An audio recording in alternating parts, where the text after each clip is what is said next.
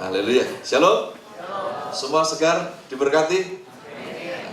Ini salah satu berkat Tuhan di perayaan Pentakosta yang dirayakan kemarin. Ya, karena itu hari ini tema yang kita mau renungkan bersama, saya masih ajak kita membicarakan dari Kisah Para Rasul tentang peranan yang begitu penting dari kuasa Roh Kudus.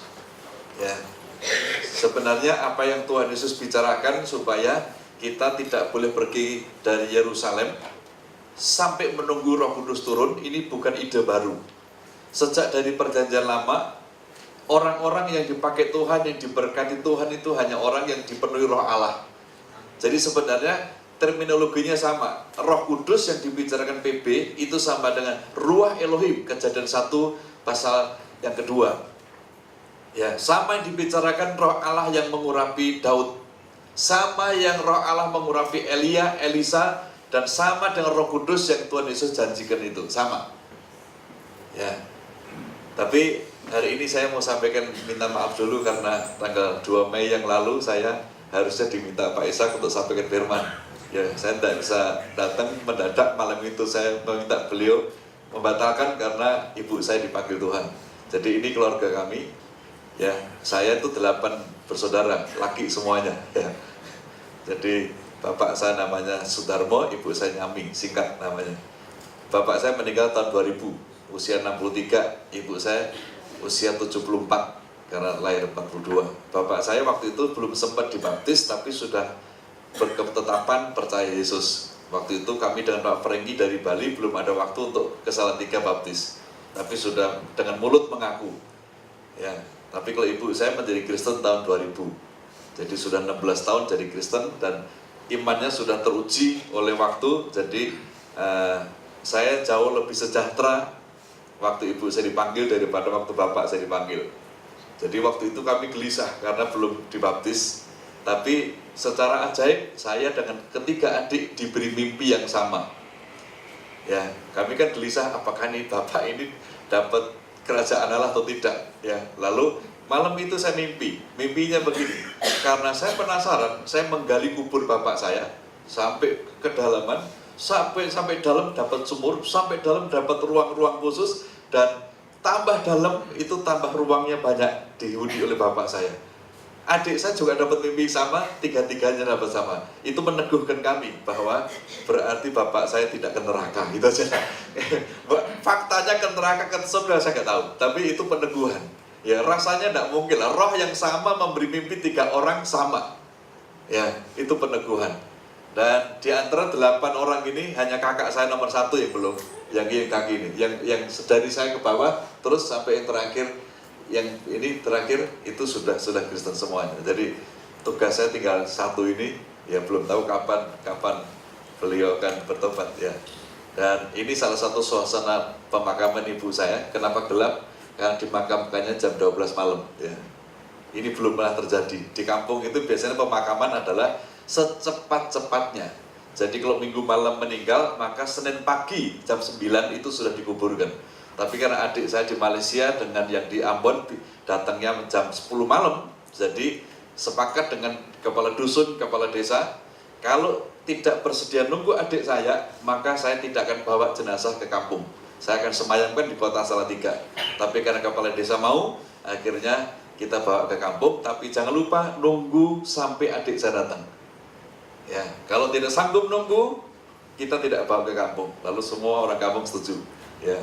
Ada yang protes itu adik dari ibu saya karena Islam, jadi dia protes, tapi saya pikir ya mesti terima karena anaknya harus datang dulu. Tapi puji Tuhan, nego jam 10 datang, langsung dikuburkan jam 12. Nah, ibu saya dikuburkan di tengah-tengah. Saudara bisa lihat ini bagaimana suasana. Jadi di kampung kami itu Islam Kristen satu kuburan, nggak ada masalah. Ya, ini sekitar ada 15 orang dalam kuburan ini yang pakai simbol salib seperti ibu saya begini, ya. Jadi bagi kami kematian ibu saya sama kehidupannya nilainya sama. Itu yang membahagiakan, karena mati hari ini atau mati minggu depan atau tahun depan itu nilainya sama. Kita hidup di dalam Tuhan, mati itu keuntungan. Amin. Ya, memang rasa kehilangan agak berat beda waktu dulu tinggal mati sama bapak sama ibu itu sangat berbeda. Ya, ada sebuah kehampaan yang tidak bisa dilukiskan pada waktu kehilangan ibu. Ya, dulu waktu kehilangan bapak masih tabah. Ya, begitu ibu sudah tidak ada gini, ada saat-saat yang begitu berat. Ya, sehingga waktu saya sudah dikubur kembali ke Bandung, besok saya ke desa lagi. Ya, setelah pelayanan dari Jakarta, saya ke desa lagi. Ya, dalam seminggu, dalam 10 hari saya ke desa 3 kali. Ya, jauh. Ya, Bandung desa saya itu sekitar 10 jam. Ya, tapi demi kampung halaman ya. Ya, apalagi lebih dekat surga Bandung, Pak. Baik, kita balik ke masalah kuasa Roh Kudus ini. Ya, kita akan membaca dulu ayat 4 sampai ayat yang ke-8 dari Kisah Para Rasul ya. Kita akan baca sama-sama. 1, 3. Pada suatu hari ketika ia makan bersama-sama dengan mereka, ia melarang mereka meninggalkan Yerusalem dan menyuruh mereka tinggal di situ menantikan janji Bapa. Sebab Yohanes membaptis dengan air, tetapi tidak lama lagi kamu akan dibaptis dengan Roh Kudus. Perhatikan filosofi yang menarik dari ayat ke-4. Pada suatu hari ketika ia bersama dengan murid makan, lalu pesan ini disampaikan. Jadi seringkali meja makan, tempat makan itu tempat yang efektif untuk menyampaikan pesan-pesan penting. Amin. Ya, makanya seringkali para pengusaha punya sebuah strategi. Kalau model dengan sebuah proyek, itu ketemunya di rumah makan. Setelah kenyang, maka begini, seluruh peredaran darah itu akan diarahkan ke Jawa Tengah, ke perut, bagian perut kan. Karena untuk ngolah usus mesti kerja keras, jadi semua peredaran darah dibawa ke Jawa Tengah, lalu Jawa Barat yang di kepala itu mulai kekurangan darah, maka sedikit ngantuk kan. Makanya kalau kenyang itu kan ngantuk. Nah, kalau orang sudah setengah ngantuk begitu, diajak bicara proyek apa saja, maka jawabnya ya. Jadi Tuhan Yesus seringkali begitu kan. Habis sarapan pagi, Yesus ngajar. Habis makan, Yesus mengajar. Semua yang dilakukan tidak jauh berbeda dengan sekitar makan. Ya, bukan lahap loh, bukan melahap, sekitar makan. Jadi ini filosofinya menarik, bagus. Ya, dilarang supaya jangan meninggalkan Yerusalem. Yang ke-6 dan 7, 1, 3. Maka bertanyalah mereka yang berkumpul di situ, Tuhan, maukah engkau pada masa ini memulihkan kerajaan bagi Israel? Jawabnya, engkau tidak perlu mengetahui masa dan waktu yang ditetapkan Bapa sendiri menurut kuasanya. Perhatikan ayat 6. Murid-murid sedang tertarik bagaimana Israel dipulihkan. Hari itu Israel sedang berada di dalam penjajahan Romawi. Jadi keadaan ekonomi kacau, keadaan politik kacau, seluruh keadaan masyarakat kacau. Dan mereka rindu supaya kekacauan ini cepat diakhiri dengan cara Yesus bersedia menjadi Mesias, dia menjadi Raja memimpin Israel. Ya, bukannya Yesus tidak mau. Yesus mau. Tetapi dia berkata, engkau tidak perlu mengetahui masa dan waktu. Di antara seluruh keinginan ini, yang terpenting begini. Ayat 8, 1, 3. Tetapi kamu akan menerima kuasa kalau Roh Kudus turun ke atas kamu, dan kamu akan menjadi saksiku di Yerusalem, dan di seluruh Yudea dan Samaria dan sampai ke ujung bumi. Maksudnya itu begini, bahwa pemulihan ini penting. Akan tetapi pemulihan ini harus diawali dengan pemulihan spiritual dulu. Pemulihan jasmani, pemulihan negeri, pemulihan ekonomi selalu harus diawali dengan pemulihan secara spiritual. Ya, kalau saya perhatikan, berkali-kali saya mendampingi para pengusaha, mendampingi jemaat Tuhan yang mengalami pailit dalam bisnis, dalam kesulitan ekonomi, dalam keluarga gitu. Rata-rata yang saya minta sama, yaitu spiritualnya dulu dipulihkan. Contoh misalnya gini, waktu saya membimbing Pak Lukman, seorang pengusaha mie pangsit, ya, supaya utangnya 250 juta dipulihkan oleh Tuhan. Lalu saya tanya, kalau hari Minggu Bapak ibadah 1, 2, atau 3? Jawabnya lama. Nggak pernah ibadah ya? Ya kadang enggak. Oke. Bisa nggak mulai minggu depan pilih ibadah 1, 2, atau 3? Sanggup Pak? Oke. Selama ini Bapak ikut som yang hari Senin atau hari Selasa? Saya tanya begitu. School of Ministry. Jawabnya ragu-ragu. Berarti tidak ikut som ya? Enggak. Kalau Anda mau saya doakan mau dipulihkan, maka ibadah minggu harus jalan dan ikut som. Ya. Kalau dua ini Anda tidak mau, plus salah satu lagi, yaitu FA zaman itu, family altar. Kalau 3 item ini tidak dipenuhi, saya rasa ini tidak akan terjadi mukjizat. Anda ini sudah utangnya banyak, sombong. Ya. Saya pikir Anda ini walaupun bikin mie panjangnya dan pasang sampai Gilimanuk, tidak akan lunas utangnya soalnya itu. Akhirnya Bapak itu mau, ya. Setiap ibadah Anda harus lapor ke saya. Maksudnya gini, saya selalu duduk di depan. Jadi unjuk muka, Pak saya datang. Atau kasih hello. Ya, kalau saya tidak ketemu, zaman dulu SMS, boleh. Buktikan bahwa selalu ada. Ya, setelah 3 bulan kemudian, setelah dia aktif selama 3 bulan tadi, lalu terjadilah mukjizat. Temannya orang Jakarta diminta tolong dia untuk cari tanah 25 hektar untuk taman safari di Gianyar. Lalu kita doakan tanah-tanah itu, lalu dapat komisi 1,5 miliar. Lunas, kalau utang cuma 250 kan lunas, ini komisinya 1,5 miliar. Bisa bangun rumah, juga bisa beli toko bangunan, juga bisa ambil alih waktu itu apotek yang mau pilot. Jadi dalam tempo singkat, punya usaha mie pangsit, toko bangunan, dan juga apotek. Dan rumah baru, dalam tempo singkat. Setelah itu, Pak, akhir-akhir ini kok saya cari Anda di gereja, tidak ada lagi. Ya. Lalu ternyata Bapak ini mulai hari Minggu keluar kota. Ya, saudara tahu, 7 tahun kemudian, dia SMS saya lagi minta dibantu uang kos. 7 tahun kemudian. Hari ini sudah bangkrut, bayar uang kos pun tidak mampu hari ini. Ya. Jadi, nah contoh yang lain sama. Ya, pokoknya kalau ada orang mau saya bimbing, mau saya doakan, maka kata kunci yang dipulihkan dulu rohaninya. Ada seorang bapak yang misalnya gini, karena gula darahnya tinggi sampai dia luka di kakinya sudah mengangak besar sekali. Ya, dan dia menantang saya gini, Pak Tulus, kalau Bapak bisa membawa saya menjadi sembuh, saya jadi Kristen. Wah, saya pikir itu bukan tugas saya, Pak. Tugas saya adalah membawa Anda dekat sama Tuhan, dan Tuhan yang menyembuhkan. Yang dekat sama Anda tadi itu menyembuhkan. Nah, gimana caranya dekat, Pak Tulus? Caranya dekat adalah tiap hari doa pagi dengan saya. Ya, mau? Mau. Tiap hari kami doa pagi di rumahnya selama 2 minggu. Jam 5 pagi saya datang. Saya dengan Pak Anton selalu bergiliran supaya kami tidak pernah absen selama 2 minggu itu. Dan minggu ketiga mendadak lukanya tuh kering. Makanya hari itu dia mendadak waktu doa pagi pakai celana pendek, yang celana pendek segini. Ya, saya kaget. Ya Pak, saya mau pamer, dia bilang gitu, supaya Bapak lihat kaki saya sekering gitu. Sengaja, biasanya saya celana panjang kan kita nggak tahu kalau kakinya ada lubangnya begitu. Ya, sembuh. Lalu setelah doa pagi kita turun ke lantai 1, langsung kita baptis di sana. Ya, dan banyak contoh lagi. Pokoknya begini, semuanya diawali dari pemulihan spiritualnya. Ya, kalau spiritualnya tidak dipulihkan, maka yang jasmani ini tadi tidak dipulihkan. Nah, hal yang sama diminta oleh Yesus adalah supaya rohaniahnya itu dipulihkan. Ya, jadi kata kuncinya adalah kalau isi mobil itu gini, kalau mau supaya mobil kita jalan bagus, ya, itu mesti mesinnya dulu yang diperbaiki, bodi kedua. Ya, kemarin teman saya yang suka ikut lelang, ya Pak, ini ada di KPK mobil murah Pak, Kijang Innova, harganya 25 juta. Oh ya? Saya belum pernah dengar ini Kijang harganya 25 juta.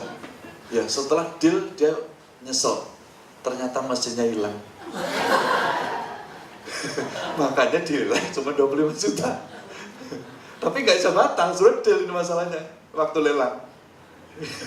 Saya pikir, untuk apa ini beli Innova, katanya Innova 25 juta, mesinnya tidak ada. Makanya yang harus diperbaiki nomor 1, mesin. Bodi itu nyusul sambil jalan tidak apa-apa, tapi mesin kata kuncinya. Jadi ini akan kita bicarakan tentang kuasa Roh Kudus. Ya, pertanyaan yang menarik adalah begini, kapan kita ini membutuhkan kuasa Roh Kudus? Kapan kita ini membutuhkan kuasa Allah dalam hidup kita? Yang pertama adalah saat kita menerima panggilan Tuhan. Kita baca ayat ini sama-sama. 1, 3. Berfirmanlah Tuhan kepada Samuel, ketahuilah aku akan melakukan sesuatu di Israel, sehingga setiap orang yang mendengarnya akan bising kedua telinganya. Tuhan memanggil Samuel untuk dia menjadi seorang promotor untuk melakukan sesuatu yang besar di tengah-tengah bangsa Israel. Ini panggilannya. Ya, dan Samuel mengaminkan panggilan ini. Ini Samuel yang sudah dipimpin oleh Roh Tuhan. Nah, perhatikan, Samuel pada waktu belum dipimpin Roh Tuhan. Ya, Tuhan memanggil Samuel untuk ketiga kalinya. Ia pun bangunlah lalu pergi mendapatkan Eli, dan Samuel berkata, "Ya Bapak, bukankah Bapak memanggil aku?" Waktu Samuel dipanggil tahun pertama, dia pergi ke Imam Eli. Imam Eli bilang, "Enggak, saya tidak panggil." Dia tidur lagi. Dipanggil lagi ke Tuhan. Kedua kali, dia juga pergi ke Imam Eli. Sampai yang ketiga, Samuel tidak tahu bahwa itu suara Tuhan. Ya, jadi Samuel tanpa kuasa Roh Kudus, Samuel tidak bisa membedakan mana suara Tuhan dan mana suara Imam Eli. Mana suara Tuhan dan mana suara bapak rohaninya. Samuel tidak bisa membedakan. Karena tidak ada roh ada dalam diri Samuel. Setelah Samuel dipenuhi dengan Roh Tuhan, kita baca ayat ini sama-sama. 1, 3. Tuhan memanggil seperti yang sudah-sudah, "Samuel, Samuel." Dan Samuel menjawab, "Berbicaralah, sebab hambamu ini mendengar." Setelah dibimbing oleh Imam Eli bahwa itu suara Tuhan, lalu dia mulai mengerti bahwa itu bedanya. Antara suara Tuhan dan suara Imam Eli sangat berbeda. Setelah dikenalkan, makanya Alkitab berkata, kenapa Samuel waktu itu dipanggil nggak tahu? Karena Alkitab, firman Tuhan jarang diajarkan kepada dia, dan dia belum mengenal siapakah Tuhan. Setelah Imam Eli memperkenalkannya, maka Samuel tahu, dan sekarang dia mendapatkan tugas dari Tuhan tadi besar ini. Ketahuilah, aku akan melakukan sesuatu di Israel, sehingga setiap orang yang mendengarnya akan bising kedua telinganya. Jadi, kalau Tuhan ingin memanggil kita, dan kita tidak dipimpin Roh Kudus, kita tidak bisa mengerti itu suara Tuhan atau bukan. Kadang-kadang ada orang tanya gini, "Pak, apa bedanya suara Tuhan dan suara hati nurani?" Kalau orang masih bertanya, itu berarti jarang dengar suara Tuhan, itu aja. Ya, apa bedanya suara Pak Ishak dengan suara Pak Petrus? Itu karena orang itu belum bergaul, nggak tahu bedanya. Bahkan kadang-kadang ada orang kembar kan mirip sekali. Ya, di Denpasar dulu saya punya teman Pak Yohanes, istrinya Ibu Pipin dengan adiknya itu mirip sekali. Ya, begitu saya sore hari pas kagetnya, "Bu, mana Bapak?" "Pak, terus keliru loh, saya ini Ida." "Oh iya, mantap Pak." Saya pikir Ibu, ya, saya pikir Bu Yohanes padahal adiknya Ida. Ya, tapi setelah bergaul lama gitu ngerti, sangat bedanya Ida sama Ibu Pipin, saya ngerti bedanya orang kembar ini. Ya, kalau kita jarang bergaul itu membedakannya sulit. Kalau kita jarang berkomunikasi dengan Tuhan, membedakan suara Tuhan dan suara hati nurani sulit. Tapi kalau suka bergaul, suka sering terjadi, ini hal gampang. Contoh yang kedua, kita bisa perhatikan pengalaman dari keluarga Yakub. Keluarga Yakub ini dipanggil Tuhan untuk menjadi seorang penguasa. Ya, bangkitlah berkasku dan tegak berdiri. Kemudian datanglah berkas-berkas kamu sekalian mengelilingi dan sujud menyembah kepada berkasku. Ini mimpinya Yusuf. Ya, Yusuf artinya begini, lewat mimpi Yusuf dapat panggilan Tuhan, suatu hari kamu akan jadi penguasa. Sampai-sampai saudara-saudaramu pun sujud menyembah kepadamu. Ini mimpinya, ini panggilan masa depannya. Tetapi apa reaksi dari Ruben? Kakak pertama sampai adik-adiknya. Kita baca sama-sama. 1, 3. Apakah engkau ingin menjadi raja atas kami? Apakah engkau ingin berkuasa atas kami? Jadi makin bencilah mereka kepadanya. Sebenarnya secara tersirat ini, Ruben tahu nggak arti mimpi ini? Secara tersirat? Tahu. Arti mimpi bahwa berkas-berkas itu sujud menyembah kepada berkasnya Yusuf, tahu. Ya, makanya begini, apakah engkau ingin berkuasa atas kami? Ya, dia ngerti. Tapi masalahnya gini, Ruben tidak sedang dipimpin Roh Tuhan, tidak bisa memahami mimpi ini. Kalau Ruben ini orang yang penuh dengan Roh Kudus begini, puji Tuhan, Dik, puji Tuhan. Kalau adik sebagai adik bungsu akan dipromosikan Tuhan jadi seorang raja. Saya sebagai kakak membantu kamu mempersiapkan dan mengkampanyekan. Setidak-tidaknya kalau adik jadi raja, saya jadi menteri. Kan lumayan. Ini kalau Ruben dipimpin Roh Tuhan.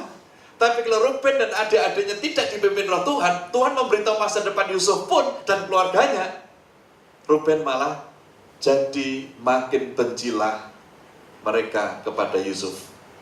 Ya. Dan Tuhan kasih mimpi kedua. Mimpi kedua ada tampak matahari, bulan dan ke-11 bintang sujud menyembah kepadaku. Itu mimpi yang kedua. Lalu mimpi itu juga diceritakan kepada papanya. Apa reaksi Yakub? Kita baca 1, 3. Ia ditegur oleh ayahnya. Mimpi apa mimpimu itu? Masakan aku dan ibumu serta saudara-saudaramu sujud menyembah kepadamu sampai ke tanah? Yakub pun tidak tahu bahwa mimpi ini adalah artinya Yusuf akan jadi penguasa dan seluruh alam yang diterangi matahari dan diterangi bulan sujud menyembah kepada dia. Bukan hanya Mesir, tapi Israel dan seluruh alam semesta zaman itu yang membutuhkan gandum harus sujud kepada Yusuf. Tapi Yakub yang tidak dipimpin roh Tuhan, dia tidak mengerti. Coba kalau Yakub ini papa yang dipimpin roh Tuhan, wah dia akan peluk Yusuf. Nak, puji Tuhan nak, walaupun kamu ini sudah yatim karena mamamu sudah mati waktu kamu lahir, tapi masa depanmu masa depan penuh dengan harapan. Kalau memang Tuhan menghendaki kamu jadi raja dan seluruh dunia menyembah kepadamu, Papa akan fasilitasi nak. Papa akan doa syafaat. Bahkan dalam doa pagi di Perdana Wisata akan kita doakan supaya Yusuf betul-betul jadi penguasa dan seluruh alam semesta sujud menyembah kepadamu. Itu kalau diberi roh. Tapi malah Yusuf ditegur keras oleh ayahnya. Nah ini ngeri. Ya, jadi sebenarnya Tuhan itu jangan lupa, kalau saya bicara memanggil itu segini, jangan bicara pelayanan semata-mata. Tuhan itu memanggil orang untuk terjun ke pelayanan. Tuhan juga memanggil orang untuk terjun dalam dunia bisnis. Orang juga dipanggil untuk terjun pada dunia menjadi seorang pemimpin dalam menjabat kekuasaan. Ini panggilan Tuhan. Ya. Kalau kita tidak dipimpin Roh Kudus, kita mentertawakan panggilan itu. Coba saudara bayangkan, misalnya hari itu saudara adalah Ruben, ya, atau Simeon, saudaranya Yusuf, dapat adik bungsu yang mimpinya model begini. Ya, justru saudara-saudara makin benci. Papanya juga negur keras. Ini gara-gara gak dipimpin Roh Tuhan. Makanya coba mari kita renungkan bersama. Berapa kali kita mengabaikan panggilan Tuhan hanya karena faktor kita tidak tahu. Tuhanlah yang sebenarnya memberi visi dan mimpi kita untuk jadi kontraktor, untuk jadi dokter, untuk jadi seorang pembisnis, untuk jadi hamba Tuhan, untuk melayani Tuhan. Itu dari Tuhan seluruh panggilannya. Ya, teman saya dulu usaha salon. Ya, lalu dia evaluasi, dia tanya saya, Pak, menurut Pak terus prospek salon itu bagaimana?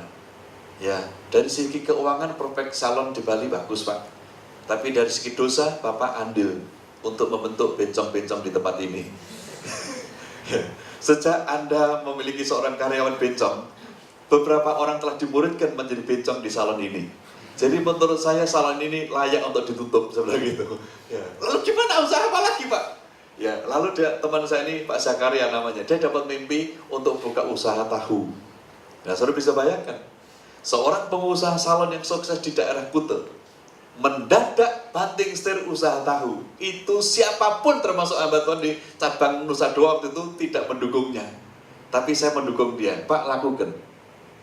Ya, dia buka kafe tahu di Denpasar, dia buka kafe tahu di Bedugul, dia buka kafe tahu dekatnya ke arah Gilimanuk dan juga di Kuta. Dalam tempo singkat dia punya kafe tahu itu 3. Unik karena kafe tahunya dia beli bus bekas itu yang nggak dipakai, lalu dia inovasi bus itu lalu jadi kafe tahu.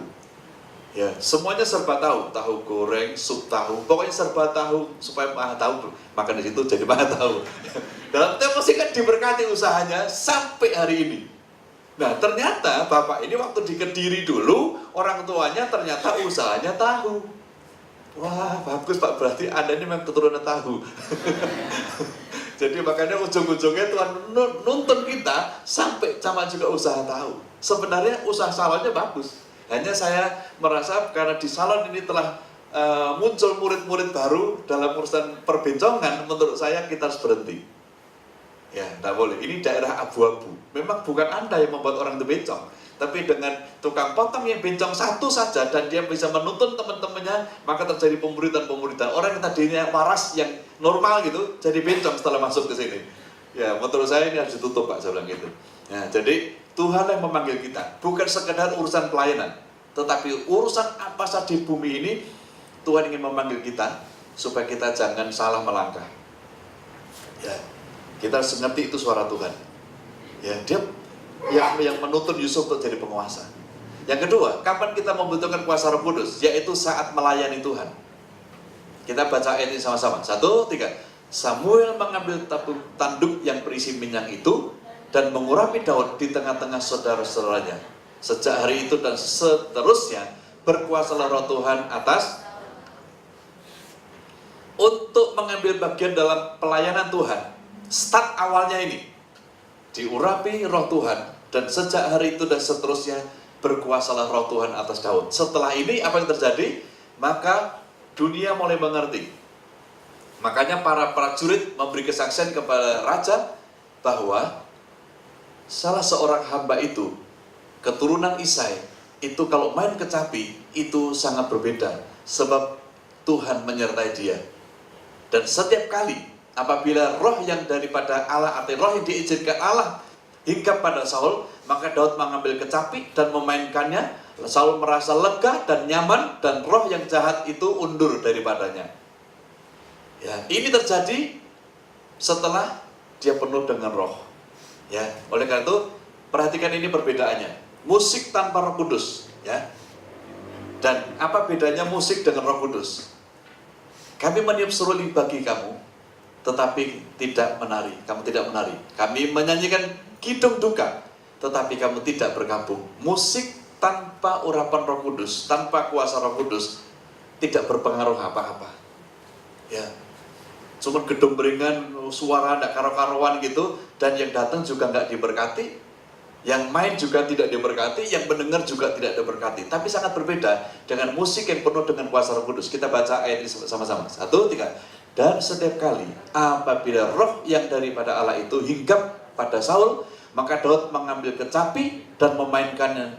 Saul merasa lega dan nyaman, dan roh yang jahat itu undur daripadanya.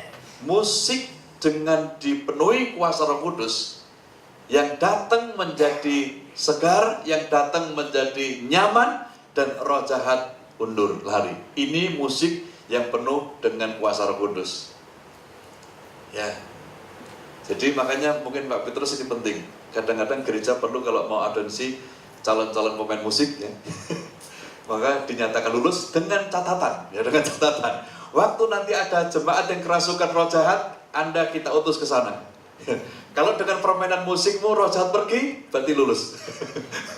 Ya, mungkin salah satu uji coba begitu. Jadi waktu audiensi dinyatakan lulus dengan catatan, karena ujian terakhir belum diikuti, yaitu diperhadapkan dengan roh jahat. Kalau permainan kecapi dengan penuh dengan kuasa Roh Kudus, sementara main ini belum musir. Baru bermain saja, roh jahat sudah undur. Ya, sementara mungkin stick drum baru dipegang saja ini, ya, lalu roh jahat sudah menggelepar. Ya, sound system baru dinyalakan saja, roh jahat sudah membanting-bantingkan pasiennya. Itu kalau semua yang kita kerjakan itu dengan kuasa Roh Kudus. Ya, ini penting. Kalau terbalik gimana Pak? Misalnya pemain musik kita kirim ke tempat pelayanan pelepasan, malah gitarnya dipatah-patahkan sampai kerasukan. Ini berarti perlu dibina lebih dalam lagi. Ya, berarti kuasa Roh Kudus belum ada dalam diri pemain musik kita. Ya, ini ide aja Pak. tapi kadang-kadang dulu pemain musik kami di Bondowoso, ya saya cari gitu. Ya, lama-lama mereka terampil. Dan kami tim musik kami di Bondowoso itu satu pemain musik, kedua Ciko itu anjing mini pinter saya. Ya, saya hanya finishing touch-nya. Ya, jadi kalau ada orang kerasukan misalnya gitu kan, manifestasi macam-macam. Ada manifestasi anjing saya, Ciko, saya kasih banyak urapan, layani dia, ya kan? Anjing saya ngungu terus gitu. Wah, sama dia setengah jam gitu kan.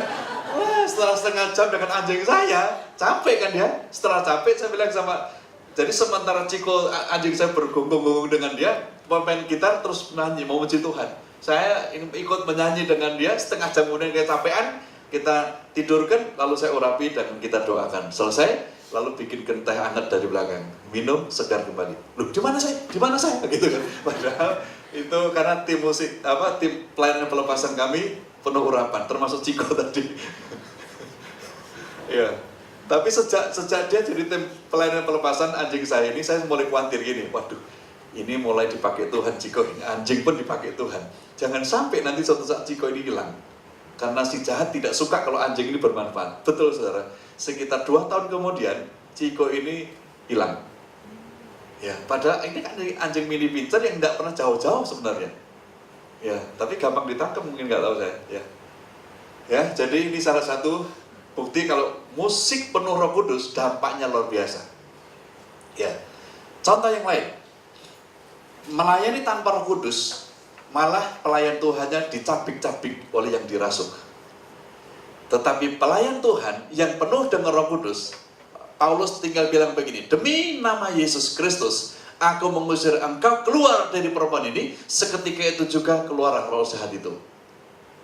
Tapi anak-anak pendeta Skewa mengusir roh jahat, malah roh jahatnya berkata gini, Yesus aku kenal, dan Paulus aku tahu, tetapi kamu, siapakah kamu?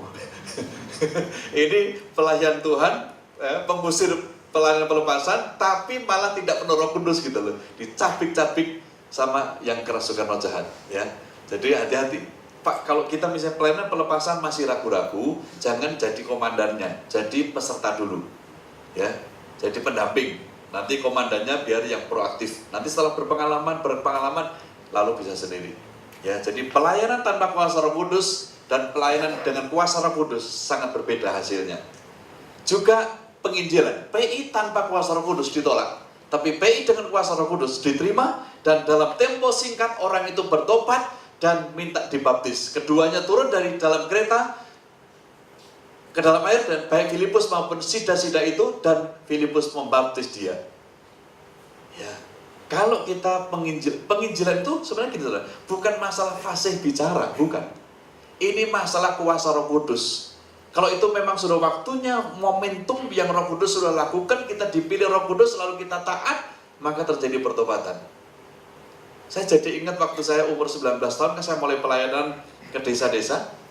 Ya, saya kuliah waktu itu tingkat 1, mulai lalu ada banyak jiwa dimenangkan. Kami pelayanan di desa itu dari 7 orang menjadi 30 orang dalam waktu setahun. Nah, kalau saya ingat-ingat waktu itu saya bisa apa ya? Waktu itu saya dari guru sekolah minggu saja itu masih nyontek-nyontek waktu ngajar. Ya, sebelum ngajar sekolah minggu saya ke toilet berkali-kali, saudara. Kenapa itu? Stres. Tapi jiwa dimenangkan bagi Tuhan gitu loh. Ya, dari 7 orang jadi 30 dalam waktu setahun. Ya, kalau saya pikir-pikir saya pinter apa waktu itu? Tidak bisa apa-apa. Tapi yang kita lakukan adalah taat. Dan Roh Kuduslah yang memampukan. Apa saja yang kita saksikan, itu orang itu menjadi percaya. Ya, jadi masalahnya itu bukan, oh saya belum fasih bicara. Orang yang fasih juga gagal kok. Jadi bukan masalah itu. Masalah taat, bicara apa saja. Saksikan waktu kamu disembuhkan Tuhan. Saksikan waktu kita dipulihkan Tuhan. Saksikan waktu kita sedang kehabisan uang, lalu Tuhan menolong kita. Ya, itu, tapi kesaksian yang diurapi Roh Kudus, itu meyakinkan orang lain dan diterima dan menjadi pertobat. Ya, pertanian tanpa diurapi Tuhan, pertanian tanpa dijaga kuasa Tuhan, musnah. Setiap Israel bercocok tanam, menanam, lalu datang orang Amalek dan juga orang-orang dari Midian dan tetangga-tetangga mereka ngerampok dan memusnahkan hasil pertanian mereka. Bisnis tanpa Tuhan hancur. Tapi pertanian dengan kuasa Roh Tuhan, ini yang terjadi untuk Ishak. Dan orang itu menjadi kaya, bahkan kian lama kian kaya, sehingga ia menjadi sangat kaya. Baca ini sama-sama, 1, 3. Dan orang itu menjadi kaya, bahkan kian lama kian kaya, sehingga menjadi sangat kaya. Saudara senang yang kaya sebelahmu? Orang itu. Ya, sekarang kita baca diganti dan saya, jangan orang itu. Ya, enak kan? Saya, jangan hanya Pak Ishak. Ya, dia baca 1, 3. Dan saya menjadi kaya, bahkan kian lama kian kaya, sehingga menjadi sangat nah gitu. Karena apa? Pertaniannya diberkati Tuhan. Bisnis punya toko yang sama, tanpa berkat Tuhan hasilnya tidak ada. Kadang-kadang ada orang tokonya itu lebih kecil, tapi omsetnya lebih tinggi daripada tokonya lebih besar. Ya, dulu jemaat ada yang Pak, doakan Pak supaya toko kami ramai. Oh ya? Kalau mau membuat tokomu ramai gampang. Saya tinggal gilir saja anggota-anggota FA tiap hari datang, ramai tokomu. Tapi ramai bukan untuk belanja. Saya bilang gini, Kosin, yang penting bukan masa ramai, yang penting adalah setiap siang dan setiap sore lacinya penuh. Ya, sampai hari ini keluarga ini diberkati. Saya tidak lupa, walaupun hanya sekitar 10-15 menit, setiap ke Bondowoso selalu doakan keluarga ini. Karena ini tonggak pertama waktu kami memotivasi jemaat supaya belajar mengandalkan Tuhan dan dia nurut. Waktu saya bilang, Kosin, tembokmu perlu dicat, dia nurut. Kosin, lantaimu perlu dipasang keramik, dia nurut. Kosin, itu tanah mesti dibeli, dia nurut. Ya, jadi dia menjadi simbol jemaat di Bondowoso yang dengar-dengaran dengan pernyataan hamba Tuhan dan sekarang diberkati melimpah-limpah dalam hidupnya. Orangnya sederhana. Dia punya toko bangunan, di rumah itu kalau toko bangunan hanya pakai celana pendek dan kusut orangnya. Makanya begitu di gereja dia pakai jas, perjamuan gitu, pakai dasi. Saya kadang, ada apa Pak? Kaget saya. Selama ini ketemu di toko dengan pakai dekil itu. Sekarang ketemu di gereja dengan jas, jadi kaget saya. Kok beda Kosin ini gitu loh. Ya, tapi ini Kosin salah satu simbol orang yang dengar-dengaran dengan pernyataan-pernyataan Tuhan dan hidupnya diberkati dan anak-anaknya juga diberkati. Termasuk anak-anaknya kuliah pun dapat beasiswa dan sekarang kerja di bank di Solo Bang Abang. Ya, sangat diberkati. Ya, jadi usaha pertanian kayak semua tanpa kuasa roh Tuhan hancur, dirampok orang. Ya, padahal ini kan Israel sudah hampir panen ini. Ya. Orang Midian dan orang Amalek dan orang-orang sebelah timur maju mendatangi mereka dan berkemah di antara mereka dan merampok apa yang dihasilkan mereka. Ya. Nah, mari kita evaluasi hari ini. Berapa kali kita gagal usaha atau bekerja karena tanpa kuasa Roh Kudus? Membiarkan usaha kita kelola sendiri, tahu-tahu hancur. Ya, rasanya bisa. Ya, doa pagi dulu waktu baru mulai usaha, doa pagi. Setelah usahanya jalan, tidak bisa doa pagi lagi. Tidak sempat katanya. Ya, hancur nanti. Ya, menurut saya kalau Bapak Ibu sudah punya perjanjian dengan Tuhan, tiap hari doa pagi, jangan diganti dengan acara apapun selain keluar kota atau tidak bisa ditunda. Ya. Beda, sangat berbeda. Jadi sebenarnya ibadah yang Tuhan minta itu ibadah yang penuh komitmen, bukan ibadah yang jika sempat. Itu ngeri, saudara. Ya, ibadah jika sempat itu tidak ada hasilnya yang positif. Yang ketiga, yang terakhir adalah kapan kita ini membutuhkan kuasa Roh Kudus? Saat kita harus menghasilkan buah. Kita baca ayat ini sama-sama, ya. Siap? 1, 3. Bukan kamu yang memilih aku, tetapi akulah yang memilih kamu, dan aku telah menetapkan kamu supaya kamu pergi dan menghasilkan buah, dan buah ini.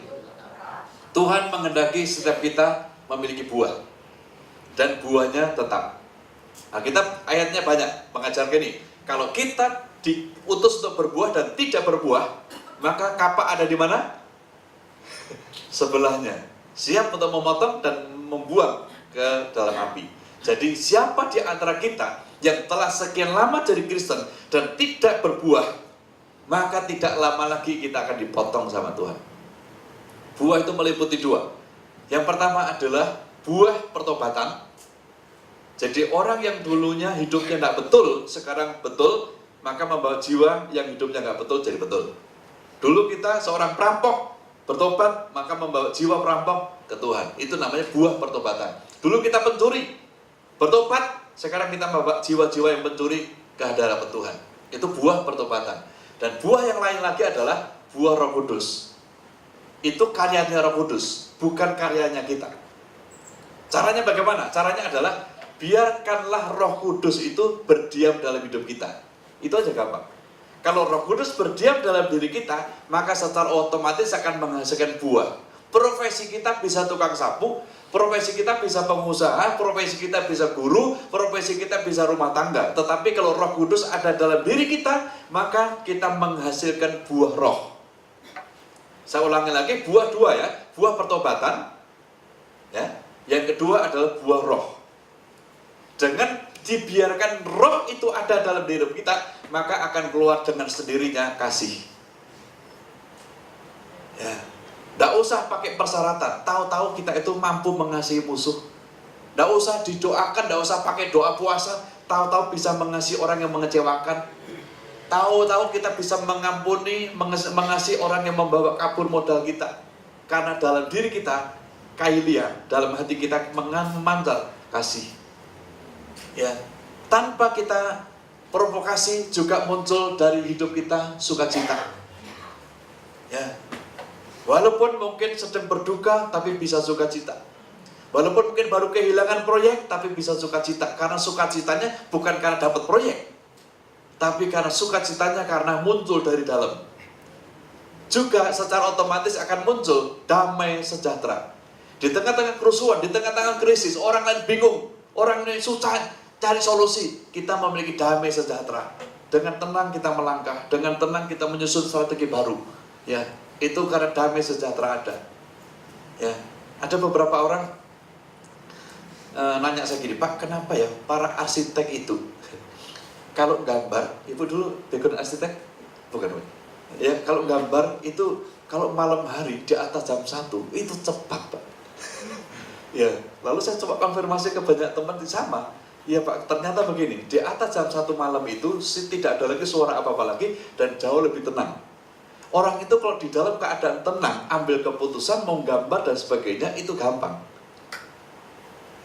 Ini yang disebut dengan damai sejahtera. Tidak ada gangguan emosional di dalam hati. Ambil keputusan bisnis juga enak. Untuk nego dalam membangun sebuah proyek juga enak. Semuanya damai sejahtera. Kalau bahasa Jawa istilahnya kemprungsung. Jadi ada mikirin, wah itu tidak bisa. Ya, orang mesti tenang, damai sejahtera. Itu muncul dari dalam. Juga kita akan memiliki kesabaran. Ya. Sabar itu bukan berarti malas ya. Sabar itu artinya tahu timing Tuhan, tahu waktu Tuhan. Seorang petani, dia akan nunggu begini. Kalau hari ini saya nanam jagung, bulan Mei, ya, Juni, Juli, Agustus. Berarti Agustus saya baru panen. Seorang petani tahu itu. Ya, kalau hari ini saya nanam batang singkong, ada singkong itu ada dua jenis, ada yang 4 bulanan, ada yang 7 bulanan. Kalau hari ini saya nanam batang singkong, Mei, ya, Juni, Juli, Agustus, September. September saya panen singkong. Ya, saya tidak akan memanen pada bulan Juli. Ya, mendadak dan semangat saya cabuti singkong itu pada Juli. Wah, masih akar semua. Ya, nggak ada hasil. Jadi kesabaran itu artinya tahu waktu Tuhan. Ya, dulu waktu STM saya kurang sabar. Ya. Jam 11 itu saya udah pulang, tahu-tahu di gedung bioskop jam 11, itu kurang sabar. Bolos alias. saya setelah saya bertobat, saya jadi sungguh-sungguh tidak pernah bolos. Saya merasa bersalah, saya merasa berdosa. Sekarang ini anak-anak saya dua-duanya, Lip ikut ayah, bolos sehari lah, enggak ayah, enggak. Pilih enggak saya ikut lah, kalau bolos gitu. Kalau enggak pakai bolos, pilih ikut gitu. Anak saya ajarin bolos pun enggak mau. Lip, ayah ini dulu STM, Lip, tiada hari tanpa bolos. Philip enggak ya, anak saya Vina yang kedua juga gitu. Diajak bolos sehari saja, wah itu sulit sekali. Bapak ini tukang bolos dulu. Jadi selalu guru saya bilang, udah mana tulus? Oh sudah tidak ada Pak. Ya, jadi selalu tidak sabar pulang lebih awal. Kemurahan, ya, orang yang membiarkan Roh Kudus dalam dirinya ada kemurahan. Tidak ada yang ditahan-tahan. Kadang-kadang ada sesuatu yang dibagi, orang aduh Pak, baru punya sedikit dibagi, nanti Tuhan datang kalinya lagi. Murah hati orangnya, tapi tidak pernah kekurangan. Juga akan memiliki kebaikan. Disuruh berbuat jahat tidak bisa. Kepada orang yang sudah menipu dia pun dia tetap berbuat baik. Karena dia hanya bisa bikin satu hal, yaitu berbuat baik. Ya. Yang ketujuh adalah kesetiaan. Disuruh berkhianat, tidak mau. Ya, saya tidak bisa mengkhianati Bapak ini, Pak. Bapak inilah yang telah menuntun saya menjadi seorang sampai hari ini. Ya, tapi kalau suruh berkhianat tidak bisa. Kita tipe setia. Ini buah dari Roh Kudus. Nah, justru kadang-kadang di tengah-tengah orang Kristen lemah urusan kesetiaan. Berarti itu tidak ada buah Roh, sederhana. Juga ada kelemah lembutan. Ya, beberapa orang kadang-kadang berang. Baru urusan mobil disenggol dikit, berang. Motor nyalip barang. Ya, ngeri. Kalau saudara lihat mobil saya baret kanan kiri gitu, kenapa? Itu karena saya disenggol pun saya tenang-tenang saja. Ya sampai mobil saya tidak karuan itu.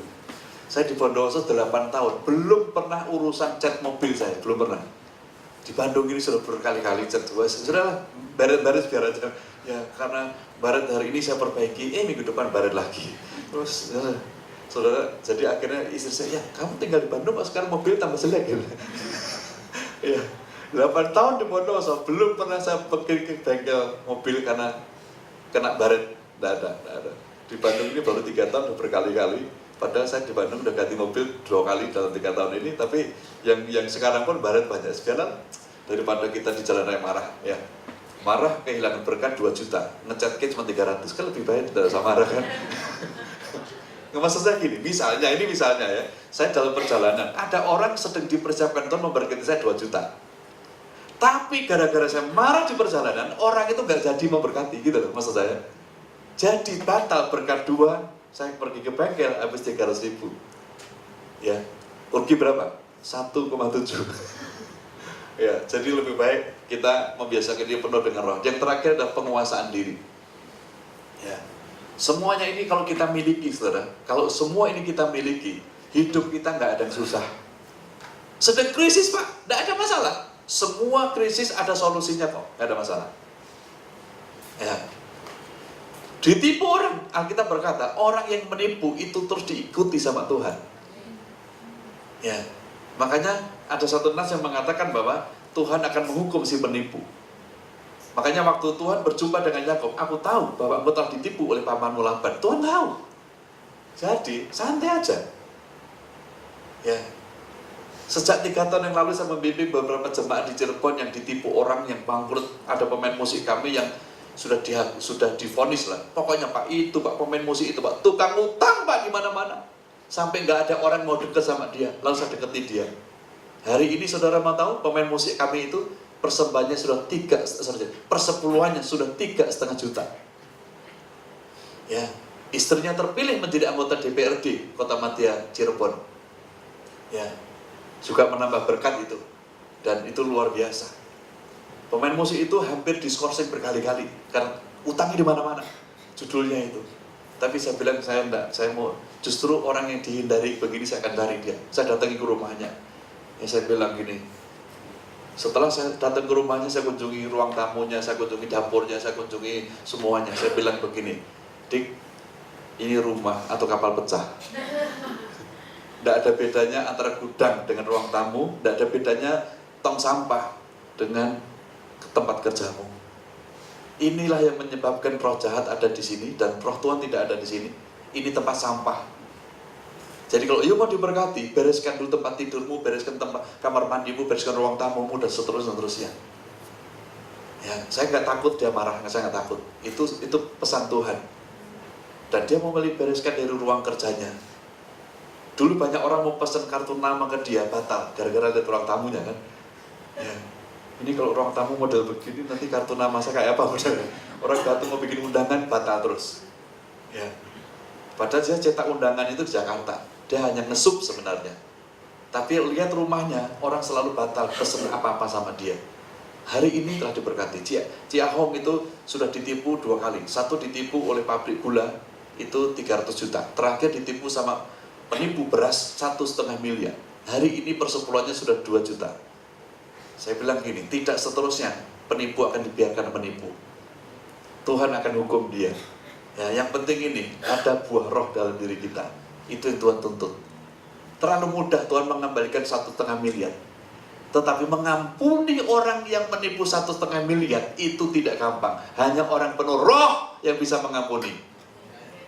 Ya, di luar banyak orang ketipu yang marah sampai lapor polisi dan seterusnya.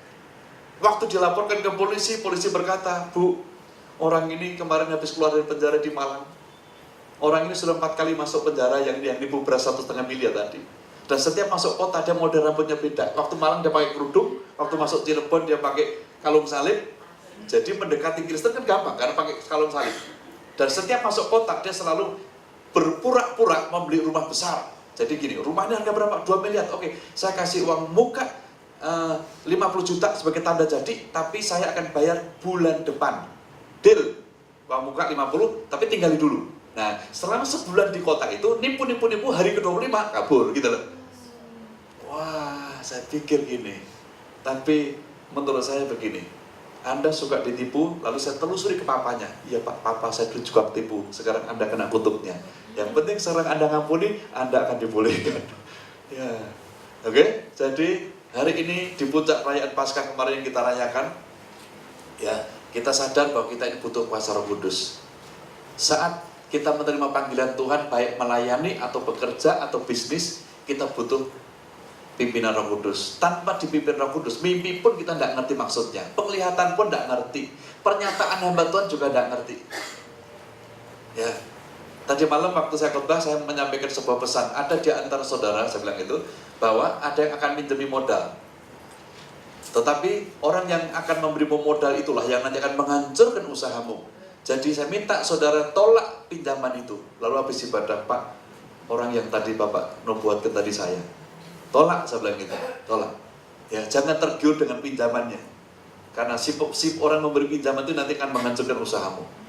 Itu Roh Kudus yang memimpin. Dan juga kita saat melayani butuh Roh Kudus. Saat kita melayani tanpa Roh Kudus, kita dicapi-capi oleh roh jahat malah. Ya. Mau ada nyoba dipermalukan Roh Kudus, roh jahat? Jangan. Nanti berat. Wah, ngeri. Dan terakhir adalah saat harus menghasilkan buah, baik buah pertobatan atau buah roh, itu kita butuh Roh Kudus. Ya, mari kita bangkit berdiri sama-sama. Tanpa Roh Kudus kita tidak mampu berbuat banyak.